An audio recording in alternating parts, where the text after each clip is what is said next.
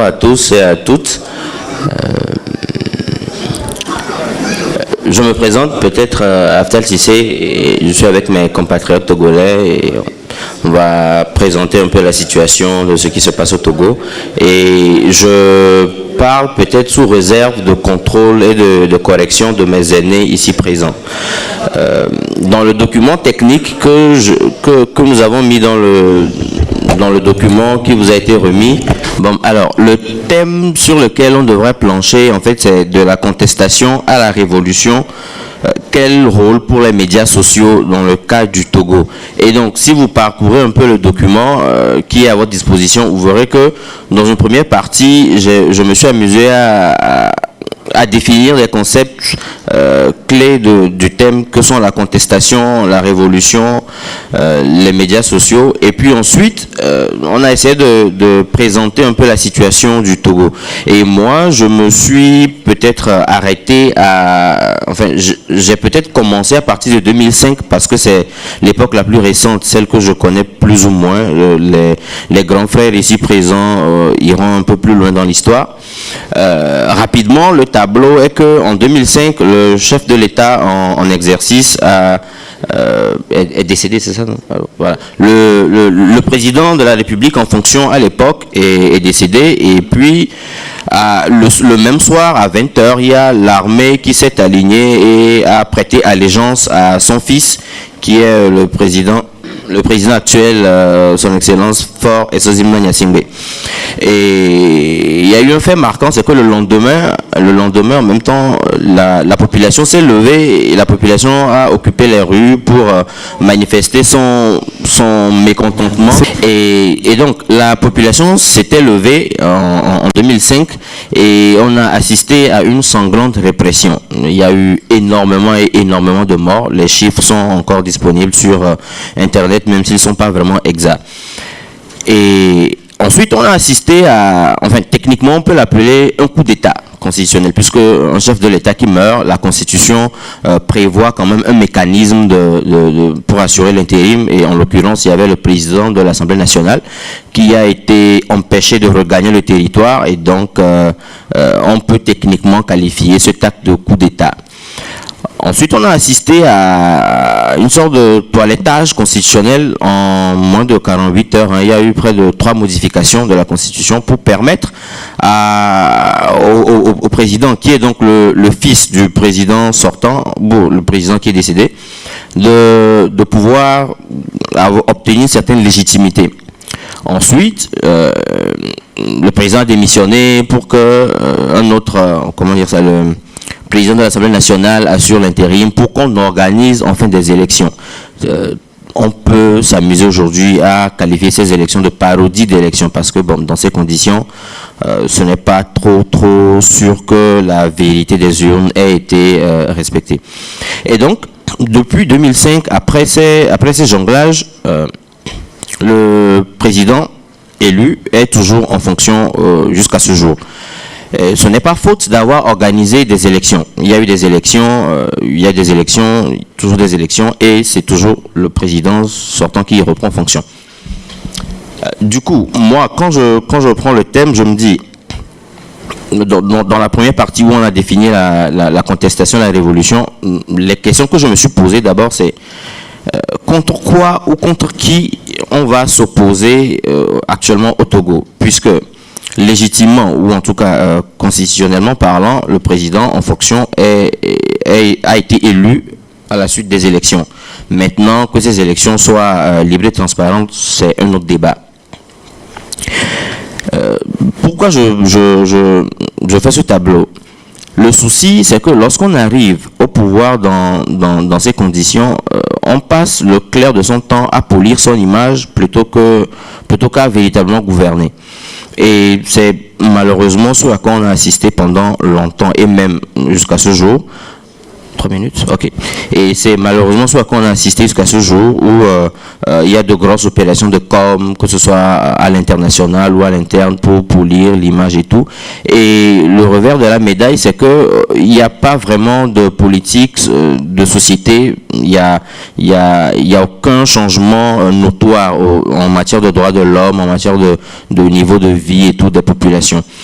Et aujourd'hui, comme vous l'avez dit, le Togo traverse une phase un peu critique, on va dire, de son histoire, parce qu'il y a eu de récentes revendications, contestations, pour remettre en cause la volonté du chef de l'État de s'éterniser au pouvoir. Mais je pense que je vais m'arrêter là pour le moment, le temps que les aînés fassent des... Voilà. Merci Aftal. J'explique pour ceux qui viennent d'arriver. Les Focus Pays, c'est une façon pour nous de poser des projecteurs sur certains pays que nous voulons accompagner parce qu'ils traversent des moments peut-être assez complexes de leur histoire et que des jeunes sont engagés pour faire changer les choses. Ils sont 4, ils peuvent ne pas être d'accord, ils peuvent tous être engagés. Et donc je commence par Tété. Chacun aura 4 minutes très rapidement, cher ami, pour qu'on essaie de passer au chat. Merci, Cheikh. Je ne serai pas très long. Juste compléter ce que vient de dire Aftal, qu'il y a un mouvement qui est en cours depuis le 18 août. C'est un mouvement de contestation, c'est un mouvement politique, mais c'est aussi un mouvement citoyen pour réclamer la limitation des mandats présidentiels au Togo, parce que cette limitation a sauté depuis, disons, 2003. Le 31 décembre 2002, techniquement, au Togo, les mandats présidentiels ne sont plus limités. Et ce mouvement, son hashtag sur Twitter, c'est Togo Debout. Je vous invite donc à aller regarder un peu ce qui est fait. Je compléterai aussi qu'il y a des activistes actuellement qui sont détenus sans jugement. Il y a ESA, il y a Vincent Kokoroko, il y a le président donc du réseau, voilà, qui sont du mouvement Nubweke, qui sont actuellement en prison, qui sont détenus. Africtiviste a d'ailleurs publié une déclaration pour demander leur libération. Ayant donc une pensée pour ces activistes, nos frères qui sont détenus parce que tout simplement ils ont réclamé une avancée démocratique dans leur pays. Merci. Merci Tété. Oui, ça mérite des applaudissements. C'est des encouragements, ces applaudissements. Et je l'ai dit hier, on prend des risques souvent au prix de notre vie. Ils sont en prison, mais leurs frères sont venus les représenter. Et je pense que c'est pour ça que j'ai demandé votre attention tout à l'heure. Parce que nous tous, si nous engageons pour les accompagner, je pense qu'on peut avoir une voix qui sera beaucoup plus audible que leur voix. Mais leur voix est audible parce qu'aujourd'hui, si ce n'était pas entendu, ils ne seraient pas en prison. Mais on peut faire plus. Je laisse la parole à Maxime, comme Tété, 3 minutes, et ensuite Noël. Okay. Merci beaucoup. Juste compléter un peu ce que les autres compatriotes ont dit. Pendant que moi je suis ici, il a dit tout à l'heure, il a cité ces deux personnes ou 3 qui sont en prison, c'est des amis qui sont très très proches de moi. Nous sommes membres du même mouvement. Et moi, même si je ne suis pas... j'aurais pu être là-bas parce que on me cherchait aussi, on cherchait à m'arrêter. Et depuis, moi, j'ai eu la chance d'échapper à la prison. Et donc, depuis plusieurs mois, je ne vis plus au Togo parce que justement, nous, Togolais, nous voulons vivre dans un pays normal. On va le dire clairement. Maxime est aujourd'hui en exil depuis un certain temps. Il ne peut plus vivre chez lui. Oui, voilà, merci beaucoup. Et donc voilà, depuis plusieurs mois, je ne peux plus vivre parce que, voilà, nous avons créé un mouvement qui est pris possible par le gouvernement. Le gouvernement nous accuse d'ailleurs de détenir des armes parce que certains de nos amis qui ont été arrêtés ont été questionnés sur ça. On leur demande, mais où sont les armes? Mais voilà, moi, là, est-ce que moi, j'ai l'air de quelqu'un qui va faire une lutte armée? Tout ce qu'on cherche, en fait, c'était d'avoir un pays normal comme tout autre pays. Moi, je suis né sous un président qui a fait 38 ans sans partager le pouvoir. Son fils a pris le pouvoir à son décès. Il fait 13 ans maintenant, il fera 15 ans en 2020. Mais la mauvaise nouvelle, mais ce qui est triste, c'est qu'on ne sait pas quand est-ce que ça va finir. Il a environ 50 ans maintenant, il peut encore en faire une trentaine. Maintenant, lorsque vous avez cette conservation du pays. Vous avez toutes les institutions sur votre botte. Vous avez toutes les ressources sur votre botte. Alors, comme l'a dit Afta, vous ne gouvernez plus pour les citoyens, vous gouvernez pour vous, votre clan, ceux qui sont avec vous. Et donc, c'est la lutte que mènent les Togolais aujourd'hui.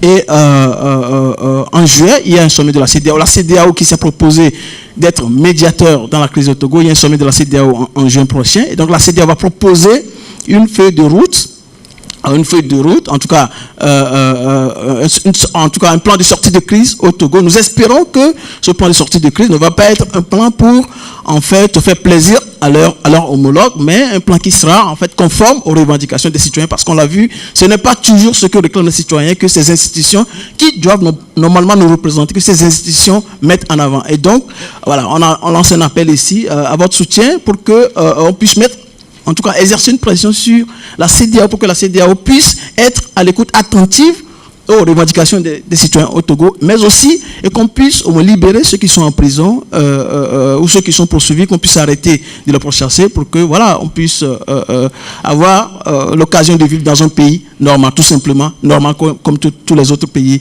au sein de la sous-région ou dans le monde. Merci. Merci Maxime. Avant de passer la parole à Noël, préciser que le Togo cherche à avoir une feuille de route de sortie de crise politique. Et pendant ce temps, il y a 3 semaines, le Togo a reçu une délégation de la CEDEAO pour aider la Guinée-Bissau à sortir d'une crise politique. Le temps de l'activisme n'est pas le temps de nos hommes politiques. Merci, bonsoir à tous. Et moi, j'aimerais m'appesantir un peu sur comment les réseaux sociaux ont été utilisés pour pouvoir agir dans le cadre de la contestation. Le mouvement a commencé, en tout cas, le mouvement le plus récent a commencé le 19 août 2017, et avec une coordination basée hors du Togo. Et cette coordination travaillait beaucoup plus via WhatsApp. Et sur le terrain, il y avait aussi des sessions qui relayaient, et donc c'était des messages vocaux et beaucoup plus en langue nationale pour atteindre le maximum de gens. Et donc ça a fait que au 19 août 2017, il y avait beaucoup de monde dans les rues, en rouge principalement, pour donc demander à ce que les choses changent au Togo. Et aujourd'hui, ça continue malgré les difficultés liées à l'accès à Internet. C'est vrai qu'on crie, oui, les dirigeants disent oui, on a une bonne connexion, mais dans la réalité, c'est pas ça. On essaie toujours de restreindre d'une façon ou d'une autre l'accès, et du coup, vous avez certainement appris qu'à un moment donné de la contestation, d'ailleurs, Internet, il y a eu un blackout total. Maintenant, ça a créé un tollé, il y a eu beaucoup de réactions à l'extérieur comme à l'intérieur. Et maintenant, la stratégie, vous avez accès à Internet, mais il est difficile d'avoir accès aux pages, et tout est lent, et c'est fait sciemment. Et du coup, voilà. Mais on baisse pas les bras, on essaie toujours de réfléchir, et même durant la période de blackout, on avait eu l'idée, heureusement que Lomé, par exemple, la capitale du Togo, est proche de la frontière du Ghana. Et donc, ce que beaucoup ont fait, en tout cas, on a conseillé beaucoup de gens à avoir des cartes SIM du Ghana. Et donc, il fallait se rapprocher de la frontière du Ghana. On accédait à Internet pour déverser sur la toile toutes les vidéos et les photos et toutes les informations. Et aujourd'hui, on continue pas à travailler là-dessus. Par exemple, moi, j'ai eu la chance de traîner par moment dans une zone pas loin du Ghana. Je dors par moment là-bas, mais pas tout le temps. Et quand je suis dans cette zone, j'ai pu déployer une antenne, et j'ai essayé de camoufler ça par une antenne de télévision hertzienne. Alors, c'est une antenne pour capter le réseau, le signal du Ghana, pour avoir le haut débit du Ghana. Et donc, c'est ce que j'utilise. Et donc, quand je traîne dans la zone, et donc, beaucoup, de plus en plus, essaient de travailler pour pouvoir faciliter l'accès à Internet, parce que parfois, pour les vidéos, j'avoue que c'est difficile. En tout cas, voilà, et merci pour le soutien. Merci. Merci, Noël. Qui, parmi vous, connaissait, en fait, savait tout ça du Togo avant ce sommet? Qui parmi vous savait, connaissait? Oui. Qui vient d'apprendre ces infos? La moitié. Plus de la moitié. C'est pour ça qu'on a fait les focus pays. Et donc, c'est à vous de les accompagner. Une de vos camarades, Chantal Naré, que vous voyez qui est dans l'organisation, a payé les frais de ce régime. Elle a été arrêtée pendant qu'elle était envoyée en mission, juste pour regarder et observer ce qui se passe et ensuite venir faire un rapport. Il est à côté de ce pays, personne n'en parle. Merci, cher ami. Afrique Média Cybersécurité sera bientôt à côté, je ne dirai pas où, et on fera la session et les histoires de connexion et de censure, on trouvera des solutions. Merci. Sous vos ovations. J'appelle mes amis du Tchad.